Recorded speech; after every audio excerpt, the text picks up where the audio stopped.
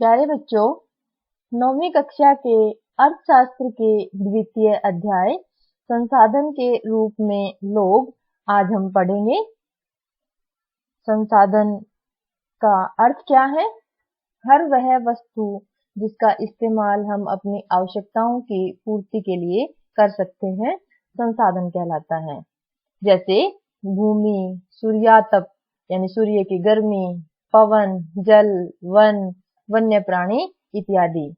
आप ध्यान से पढ़िए। मैंने बहुत ही थोड़े शब्दों में ही आपको संसाधन बताने की कोशिश की है, और बहुत सी चीजें हैं जो आपकी आवश्यकताओं की पूर्ति करती हैं, संसाधन कहलाएंगे। जैसे चित्र में मैंने दिखाया है, भूमि है, नदियां हैं, वन्य प्राणी हैं, जंगल हैं, ये सारे संसाधन हैं।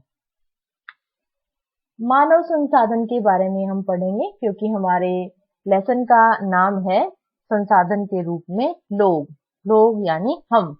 तो मानव जो है वो संसाधन है या पूंजी है। कैसे? पूंजी शब्द का अर्थ है बच्चों कीमती। तो मानव संसाधन कैसे है? भूमि, जल, वायु, वन सारे संसाधन हैं। तो मानव संसाधन कैसे है? आप सोचिए कि क्या हम भी किसी की आवश्यकताओं की पूर्ति करते हैं? देखिए, भोजन है, घर है, गाड़ी है, फैक्ट्रियां हैं, क्या ये सारे संसाधन हैं?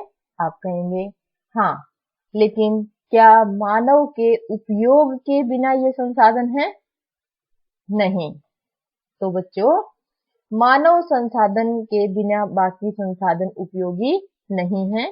मानव ही बाकी संसाधनों का उपयोग करता है। मानव पूंजी निर्माण, मनुष्य का जो है एक कीमती वस्तु के रूप में बदलाव कैसे होता है, हम पढ़ेंगे। सबसे पहले जो बात है कि इंसान में शिक्षा, मानवीय जो शिक्षा है, शिक्षा से कुशलता आती है, निपुणता आती है। कौशल में निपुणता। कौशल होता है बच्चों किसी भी काम को करने में महारत हासिल करना, वो कौशल कहलाएगा। जैसे डॉक्टर हैं, डॉक्टर ने बहुत शिक्षा प्राप्त की होती है बेटा, और उन्हें अपने काम में निपुणता हासिल होती है, तभी वो किसी भी अस्वस्थ व्यक्ति का इलाज करने में सक्षम भी होते हैं, सर्जरी भी करते हैं। तो ये जो डॉक्टर्स का मैंने उदाहरण दिया है, वो इसीलिए डॉक्टर बन पाए क्योंकि उन्होंने अपने कौशल में निपुणता हासिल कर ली, महारत हासिल कर ली, तो जिसकी वजह से उनको अच्छा वेतन मिलता है। दूसरा है स्वास्थ्य, जो शारीरिक और मानसिक दोनों स्वास्थ्य की बात हम करेंगे। शारीरिक का मतलब है बच्चों हमें कोई बीमारी ना हो, हम शारीरिक रूप से स्वस्थ हों, और मानसिक किसी प्रकार का कोई तनाव ना हो, किसी प्रकार का कोई समस्या हमें घेरे ना हो। तो शारीरिक और मानसिक रूप से अगर हम स्वस्थ हैं तो हम अपनी क्षमता के अनुसार, अपनी योग्यता के अनुसार काम कर सकते हैं, अपनी इच्छाओं की पूर्ति कर सकते हैं। मानव संसाधन के रूप में देखिए बच्चों, दो उदाहरण मैंने दिए हैं, ये mister A and mister B. क्या लगता है आपको, अगर इनमें से नौकरी किसी को मिलेगी सबसे पहले, तो किसे मिलेगी? शायद स्वस्थ व्यक्ति को। ये अस्वस्थ दिख रहे हैं, बुजुर्ग भी हो चुके हैं। तो यही अंतर है कि शिक्षा का और स्वास्थ्य का। दोनों चीजें अगर हमारे पास हैं तो व्यक्ति जो है, मानव जो है, वो पूंजी बन जाता है। क्रियाएं यानी काम करना। क्रियाएं दो प्रकार की होती हैं, आर्थिक और गैर आर्थिक। आर्थिक क्रिया जिससे आय प्राप्त होती है। कोई भी हम काम करें, कोई रेलवे अधिकारी है, चाहे कोई रिक्शा चलाने वाला है, चाहे कोई खेतीहर मजदूर है, आर्थिक क्रियाएं कहलाएंगी। और गैर आर्थिक क्रियाओं में बच्चों कोई आय प्राप्त नहीं होती, जो व्यक्ति अपनी इच्छा से करते हैं। जैसे कुछ लोग बाल मजदूरी के खिलाफ काम कर रहे हैं, उनका मन करता है, इच्छा करते हैं कि बाल मजदूरी देश से हटाई जाए, लेकिन उन्हें इससे कोई आय प्राप्त नहीं होती। जैसे कि ये चित्र में मैंने लिया है कैलाश सत्यार्थी जी को, जो बाल मजदूरी के खिलाफ कार्य कर रहे हैं राष्ट्रीय और अंतर्राष्ट्रीय स्तर पर। एक दूसरा उदाहरण मैं देती हूँ अपने घर से। आपकी माँ घर में सारा दिन काम करती हैं, बदले में उन्हें कोई आय प्राप्त नहीं होती, तो ये गैर आर्थिक क्रिया है। लेकिन जब वही माँ गांव से बाहर दूसरे शहर या कस्बे में जाकर किसी फैक्ट्री में एक मजदूर की तरह कार्य करती हैं, जिससे उन्हें आय भी मिलेगी, तो वह जो क्रिया है बच्चों, वो आर्थिक क्रिया बन जाएगी। मैंने एक ही व्यक्ति के गैर आर्थिक और आर्थिक क्रियाओं के उदाहरण दिए हैं, और वह है हमारी माँ। आर्थिक क्रियाएं। आर्थिक क्रियाओं में 3 अक्षेत्रक पढ़ेंगे बच्चों, प्राथमिक अक्षेत्रक, द्वितीयक अक्षेत्रक और तृतीयक अक्षेत्रक। प्राथमिक अक्षेत्रक में वे क्रियाएं जो प्रकृति द्वारा प्रदान की गई वस्तुओं के प्रयोग से संबंधित होती हैं, प्राथमिक अक्षेत्रक में आएंगी।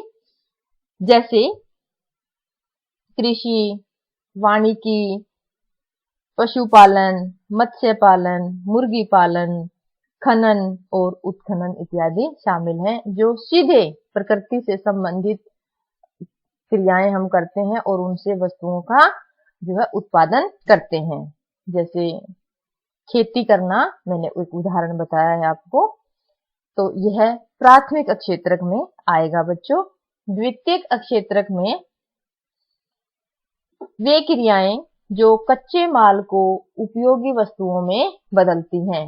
अभी हमने खेती पढ़ी, तो खेती से अगर कपास का उत्पादन हम करते हैं तो यह प्राथमिक क्षेत्रक का कार्य है बच्चों।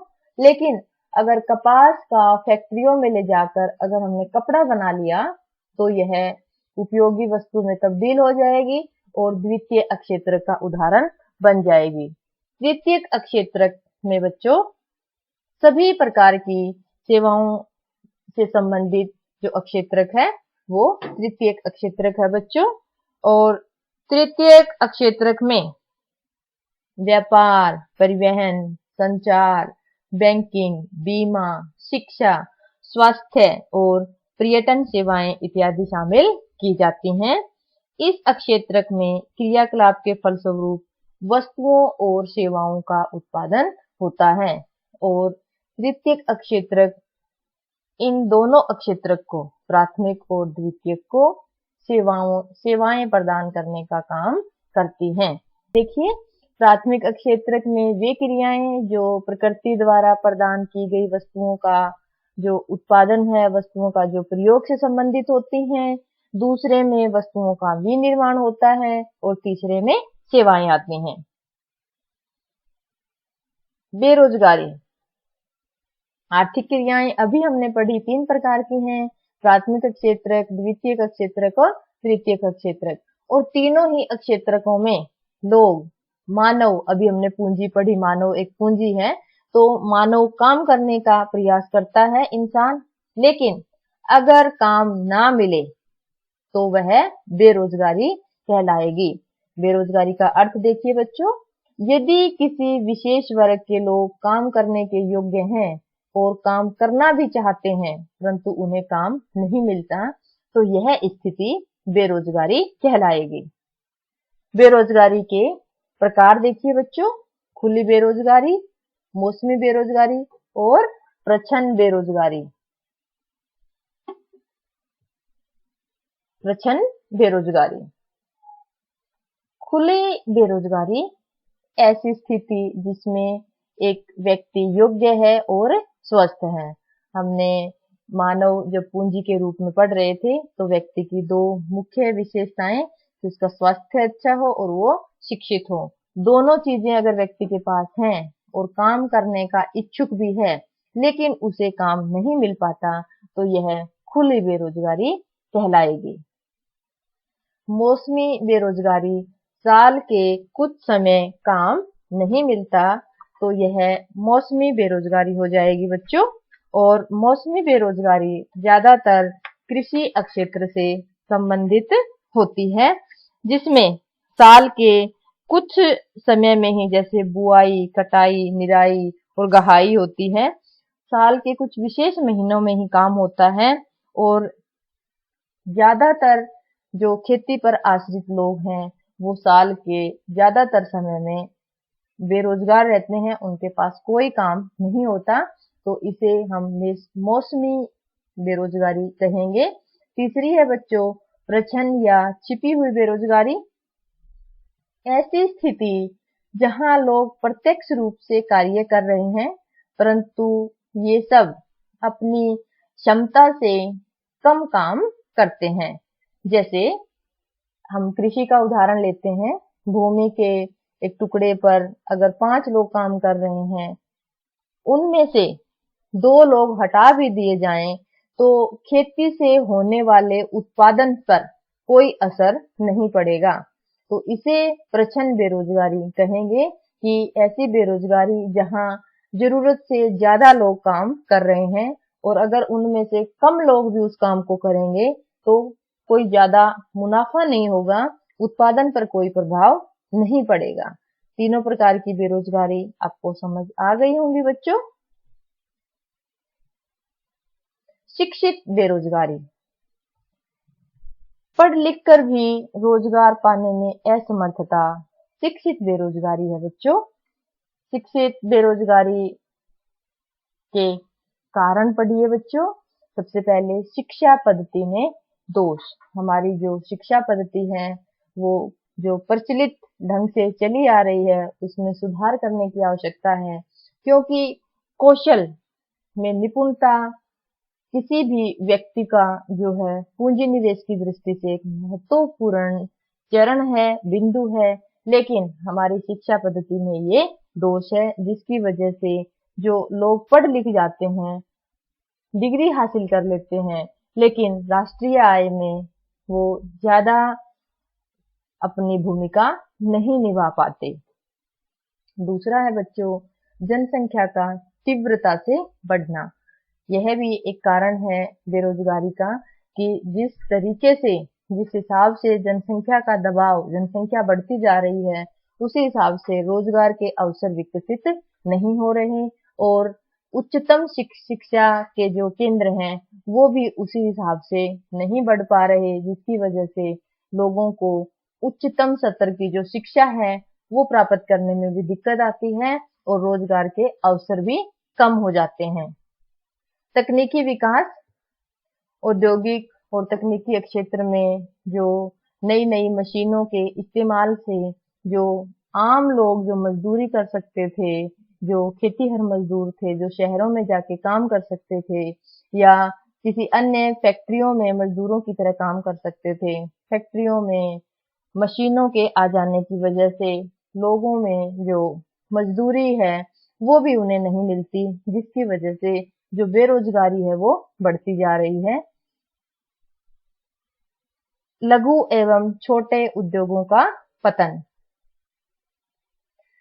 सामान्य जो सत्र पर हम देखते हैं कि गांव में, कस्बों में जो छोटे और लघु उद्योग थे वो धीरे धीरे पतन की ओर चल पड़े हैं, क्योंकि बड़े उद्योगों ने जो राष्ट्रीय और अंतर्राष्ट्रीय स्तर पर अपनी पहुंच रखते हैं, उन उद्योगों ने इन उद्योगों को जो है बंद, एक हिसाब से बंद ही कर दिया है और लोग जो हैं वो बेरोजगारी की लाइन में आ गए हैं। पूंजी प्रधान परियोजनाओं पर ध्यान। ज्यादातर जो हमारे सरकारी जो कार्य हैं, जितना भी सरकार मानव कल्याण की तरफ ध्यान भी देती है, लेकिन ज्यादातर जो परियोजनाएं हैं, जिन योजनाओं पर सरकार ने पैसा खर्च किया है वो पूंजी प्रधान होती हैं और छोटे कस्बों और शहरों में जो हथकरघा उद्योग थे, जो कुटीर उद्योग थे, वो समाप्त हो गए हैं और इनका स्थान बड़ी बड़ी फैक्ट्रियों ने ले लिया है, जो राष्ट्रीय आय में अपनी भूमिका अदा नहीं कर पाते। बेरोजगारी के दुष्प्रभाव। बेरोजगारी के दुष्प्रभाव में बच्चों आर्थिक और सामाजिक पढ़ेंगे हम। आर्थिक दुष्प्रभाव में मानव संसाधनों की हानि। हमने पढ़ा है अभी कि मानव एक पूंजी है और शिक्षा और कौशल और स्वास्थ्य के द्वारा वह उच्चतम आय प्राप्त कर सकता है। लेकिन अगर बेरोजगार है व्यक्ति तो डिग्री प्राप्त करने के बावजूद भी वह अपना उच्चतम जो योगदान है वो नहीं दे पाता, जिसकी वजह से संसाधन के रूप में उसकी जो कार्य क्षमता है उसको हानि पहुंचती है। दूसरा है उत्पादन की हानि, क्योंकि शिक्षित बेरोजगार को कार्य करने के अवसर नहीं मिल पाते तो वह उत्पादन कार्य में भी अपनी भूमिका नहीं दे पाता। निम्न पूंजी निर्माण, जो हमारी राष्ट्रीय जो आय है उसमें शिक्षित व्यक्ति अगर बेरोजगार है तो वह ज्यादा अपना योगदान नहीं दे पाता, जिसकी वजह से जो सकल राष्ट्रीय आय है उसमें उसका स्तर निम्न हो जाता है। संख्या के हिसाब से जनसंख्या में तो वह गिना जाएगा, लेकिन आय अगर वो नहीं प्राप्त कर रहा है, किसी प्रकार से पैसे नहीं कमा रहा है, तो वह निम्न पूंजी निर्माता बनकर रह जाएगा। दूसरा है बच्चों सामाजिक दुष्प्रभाव। जीवन का निम्न स्तर। बेरोजगारी के कारण जो लोगों का जो जीवन है वो केवल जीवन या निर्वाह ही कर पाते हैं वे लोग जिन्हें बेरोजगार हैं, जो जिन्हें रोजगार प्राप्त नहीं है। उच्च आय असमानता, ऐसे लोग जो बेरोजगार हैं और ऐसे लोग जो कार्य कर रहे हैं, दोनों के बीच जो असमानताएं हैं आय की वो बढ़ती चली जाती हैं और यही कारण बनता है सामाजिक उपद्रवों का। सामाजिक उपद्रव का मतलब है बच्चों चोरी, डकैती, हिंसा, हत्या। तो जब लोग बेरोजगार रह जाते हैं और समाज में अपनी सकारात्मक भूमिका निभाने की बजाय वे लोग नकारात्मकता की तरफ चल पड़ते हैं। मंदी का कारण। मंदी का अर्थ है बच्चों कि बाजार सामान से अटे पड़े हैं लेकिन लोगों के पास क्रय शक्ति नहीं है। तो इस वजह से जो बेरोजगार लोग हैं वो खरीदने के लिए उनके पास पैसे नहीं है और यह मंदी का कारण बनती हैं। और इसी की वजह से, बेरोजगारी की वजह से ही निर्धनता में वृद्धि होती है, गरीब और गरीब होता चला जाता है। और अभी जो हमने असमानता पढ़ी, गरीब और अमीर के बीच में जो असमानता की जो खाई है वो बढ़ती चली जाती है। बेरोजगारी की समस्या का हल। जनसंख्या नियंत्रण। अगर हम जनसंख्या को नियंत्रित कर सकें तो बेरोजगारी समाप्त हो जाएगी। शिक्षा नीति में सुधार। प्रचलित मानदंडों के अनुसार ही शिक्षा नीति को चलाए रखना ठीक नहीं है। अगर उसमें तकनीकी और प्रौद्योगिकी विकास की शिक्षा अगर दी जाए तो व्यक्ति बेरोजगारी से बच जाएगा और स्वयं स्वरोजगार के लिए भी प्रेरित होगा। कृषि क्रियाओं का विविधीकरण, क्योंकि देश की ज्यादातर जो जनसंख्या है वो कृषि क्रियाओं से जुड़ी हुई है। और अभी हमने पढ़ा था कि कृषि क्रियाओं में मौसमी बेरोजगारी भी है, प्रच्छन्न बेरोजगारी भी है कि लोग जरूरत से ज्यादा कृषि कार्यों में जुड़े हुए हैं, इतने लोगों की शायद जरूरत भी नहीं है। तो कृषि क्रियाओं का विविधीकरण का मतलब है बच्चों कि वाणिज्यिक कृषि या गहन कृषि अपनाकर थोड़े क्षेत्र में ही ज्यादा खेती करके बेरोजगारी को समाप्त किया जा सकता है। ग्रामीण एवं छोटे उद्योगों का विकास करके, जो अभी हमने पढ़ा कि ज्यादातर जो सरकारी परियोजनाएं होती हैं वो पूंजी आधारित होती हैं और बड़े बड़े उद्योगों का ही वो ज्यादा समर्थन करती हैं, जिससे सीधी जो है राष्ट्रीय आय में वृद्धि होती है। लेकिन अगर ग्रामीण और छोटे उद्योगों का भी विकास किया जाए तो ग्रामीण जनता उन कार्यों में जो है संलग्न हो जाएगी, जुड़ जाएगी और बेरोजगारी की दर जो है वो कम हो जाएगी। द्वितीय और तृतीय क्षेत्रों में ज्यादा निवेश।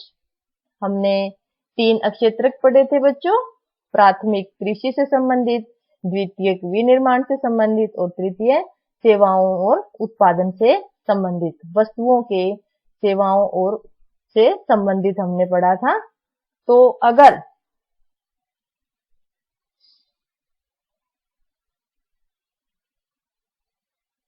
द्वितीय और तृतीय क्षेत्रों में ज्यादा निवेश, आपको ध्यान होगा द्वितीय क्षेत्रक विनिर्माण से संबंधित है और तृतीय क्षेत्रक में सेवाएं आती हैं। अगर हमारा जो बेरोजगार वर्ग है उसे द्वितीयक और तृतीयक क्षेत्रों में ज्यादा निवेश किया जाए तो बेरोजगार जो वर्ग है वो कार्य करने के उन्हें अवसर मिलेंगे और जो खेती पर जो हमारी प्राथमिकता है वो हटेगी और बेरोजगारी की समस्या का हल भी निकल आएगा। महिलाओं को कम वेतन। बच्चों, हमारा जो ऐतिहासिक और सांस्कृतिक जो कारण है अभी तक हम पढ़ते आए हैं कि महिलाओं का जो है घरों के कामों तक ही सीमित रहना, जबकि पुरुषों का घर के बाहर के कार्य देखना श्रम विभाजन का हमेशा आधार रहे हैं। तो हमारा एक प्रश्न है कि महिलाओं को कम वेतन क्यों मिलता है।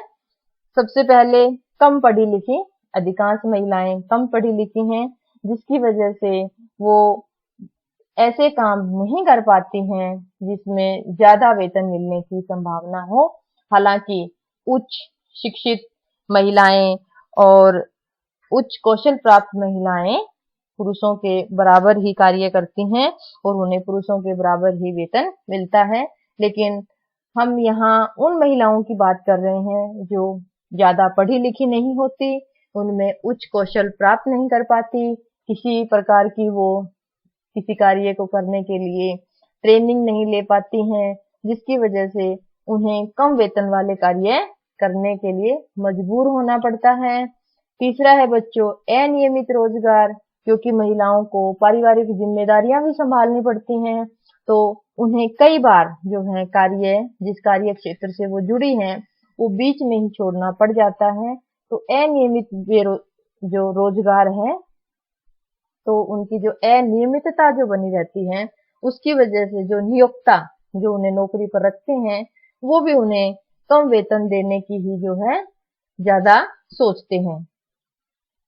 कानूनी सुरक्षा का अभाव, तो जिन असंगठित क्षेत्रों में ये महिलाएं कम वेतन पर काम करती हैं उसमें उन्हें नौकरी की कोई गारंटी नहीं होती, शिशु देखभाल, प्रसूति अवकाश या अन्य कोई सामाजिक सुरक्षा उन्हें प्राप्त नहीं होती और कानूनी सुरक्षा का अभाव होता है और उन्हें कम वेतन पर ही काम करने के लिए मजबूर होना पड़ता है। आज बच्चों हमने संसाधन के रूप में लोग पढ़े हैं, जिसमें शिक्षा और स्वास्थ्य दो महत्वपूर्ण बिंदु हमने पढ़े, जिससे एक व्यक्ति संसाधन के रूप में विकसित हो जाता है, तब्दील हो जाता है। और क्रियाएं पढ़ी, आर्थिक और गैर आर्थिक क्रियाएं पढ़ी, 3 प्रकार के हमने क्षेत्रक पढ़े, हमने बेरोजगारी के 3 प्रकार पढ़े, जिसमें खुली बेरोजगारी, मौसमी बेरोजगारी और प्रच्छन्न या छिपी बेरोजगारी पढ़ी। फिर हमने शिक्षित बेरोजगारी के कारण पढ़े, निवारण पढ़े और उसके बाद महिलाओं को कम वेतन क्यों मिलता है इसके कारण पढ़े। आशा है आप लोगों को संसाधन के रूप में लोग ये चैप्टर अच्छे से समझ आ गया होगा। खूब मेहनत कीजिए बच्चों। धन्यवाद।